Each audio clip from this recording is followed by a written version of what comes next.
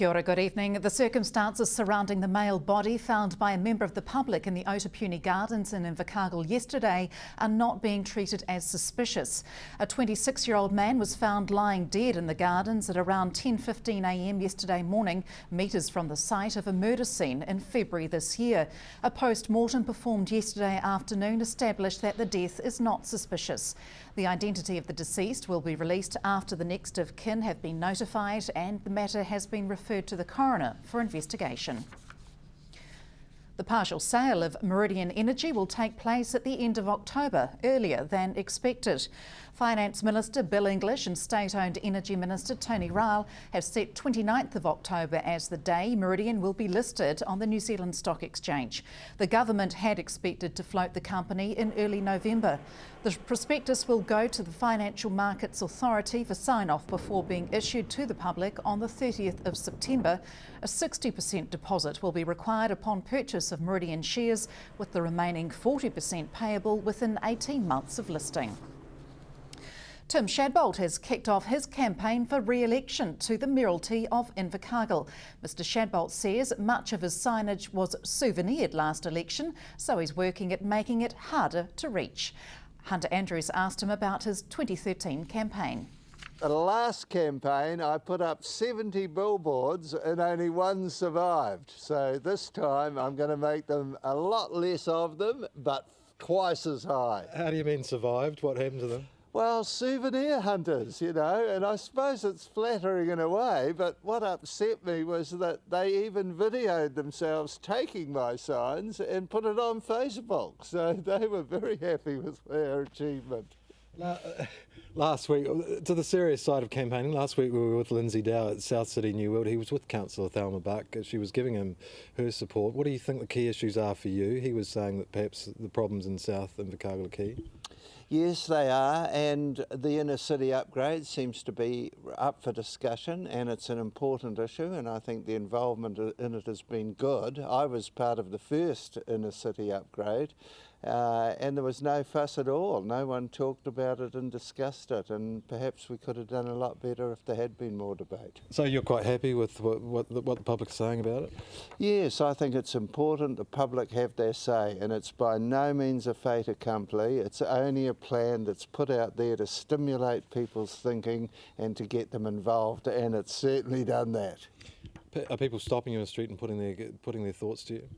Yes, that's always part of the campaign trail. There's a lot of discussion and debate over a whole range of issues, and this is the time, one time perhaps in 3 years, where everyone focuses a little bit on democracy and where they want their future to go.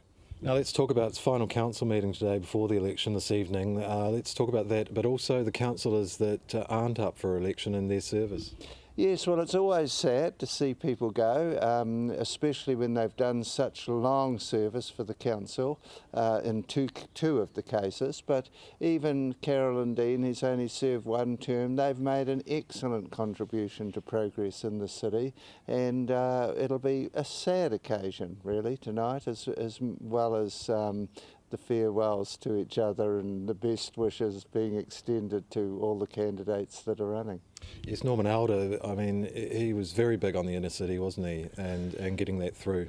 He was a guiding force, and this dramatic change that's about to happen will be his legacy, and I think it'll be something that in the long term he will be very proud of individually, and I believe the people of Invercargill will be very proud of. And Councillor Buck, often a force against you, I have to say, in the chamber, but that's healthy, isn't it? She always spoke her mind, and what I loved about Thelma is she was totally honest. She never did anything behind your back. She never did anything that was devious, and all right, she criticised you, but she was upfront and open about it, and that's again democracy at work, and good on her, and I hope she has a fabulous retirement.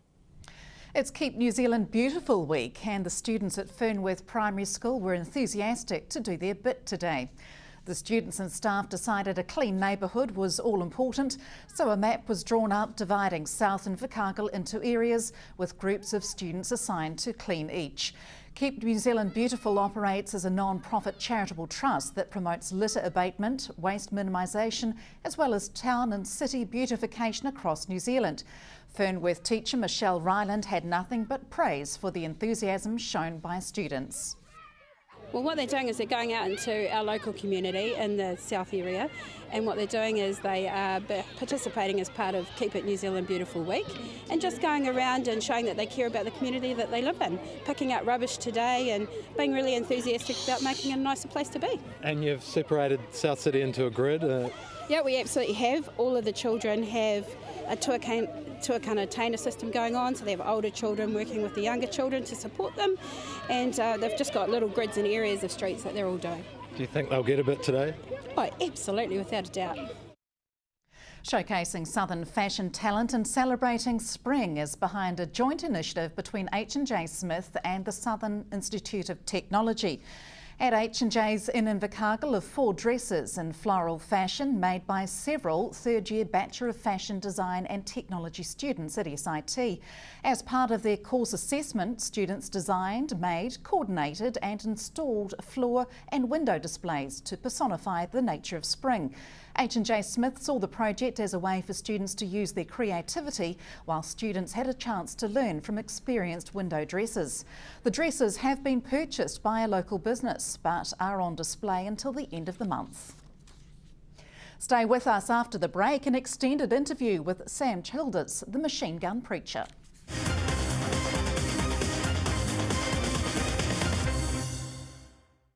Welcome back. Reverend Sam Childers uses the unorthodox mix of guns and Christianity to save lives and create futures as a freedom fighter in a political climate that's still controlled by a man wanted by The Hague for crimes against humanity. Known in the movie world as the machine gun preacher, Childers is in the South sharing his story, spanning from gangs and addiction to building orphanages for children of war in East Africa. All over Africa, you'll hear of child soldiers. And I believe that why these men or why these rebel groups will abduct children and train them to be murderers is because they're not fighting for a cause.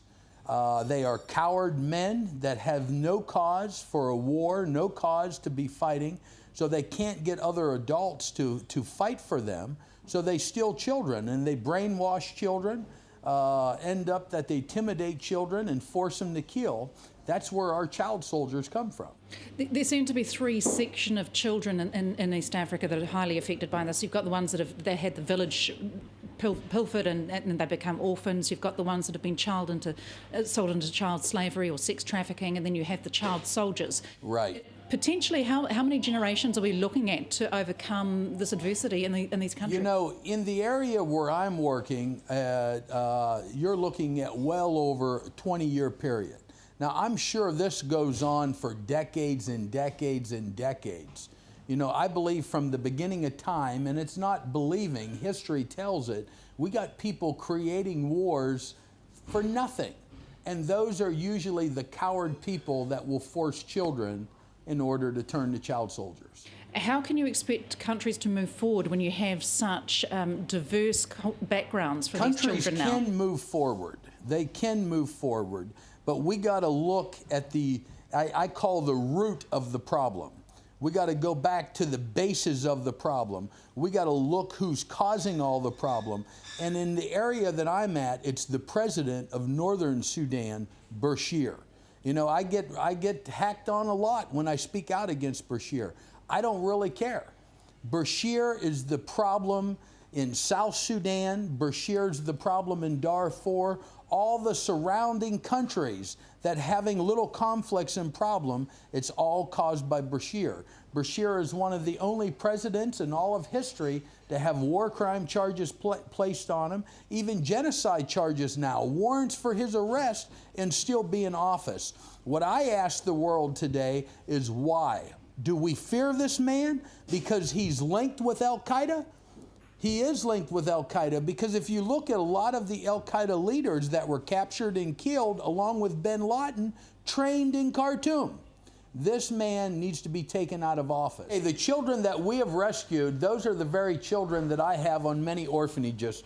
Our project has really grown with the homes that we keep children in and the bases that we keep children in, all the orphanages that we have are 6 in total now. 5 of them are working.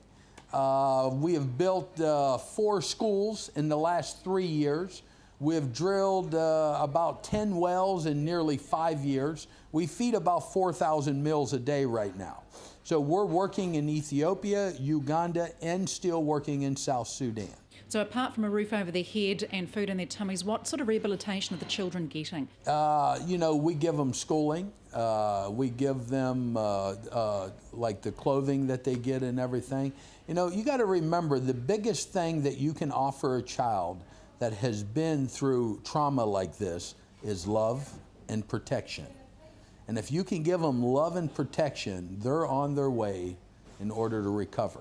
And then the only thing else you got to give them is be able to educate them. So 2 of our projects that we're doing right now is teaching a trade. We're building a 5-story building that is a bakery, a restaurant, a hair salon, a coffee cafe, a hotel, a dormitory for 50 to 60 kids to send them out and stuff to university. That's what we're building to teach them a trade as well as use the profits to send them to university. We just got a farm that's over 800 acres that we're teaching farming, irrigation, and ranching. The children that are on there right now go from 18 years old to 24 years old. So these children, you just can't throw a child out at 15 or 16. That's when the education is really needed of a trade. And if you can give them a future to have a family and to have a life, you're changing a nation. And Childers is in the south courtesy of Orphans Aid International. He's speaking tonight at the Harvestfield Christian Centre from 7 and at Queenstown City Impact Church tomorrow night. And that is all we have time for tonight. Sports along next, and we're in Auckland at the press conference following the All Blacks South Africa match at the weekend. From the news team, good night.